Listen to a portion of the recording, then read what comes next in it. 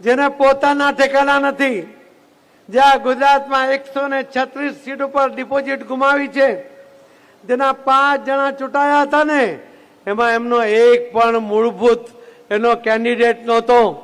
ચૈતર વસાવા એ તો બીજી પાર્ટીમાં હતો, એને ભાજપમાં ટિકિટ જોઈતી હતી, ના મળી એટલે ત્યાં ગયા અને ભાઈ ચૂંટાયો. ભાવનગરનો પણ તમને ખ્યાલ છે, બોટાદનો પણ ખ્યાલ છે, તમને વિસાવદરનો પણ ખ્યાલ છે કે ભારતીય જનતા પાર્ટીનો મહામંત્રી એ પણ કાર્યકર્તા હતો.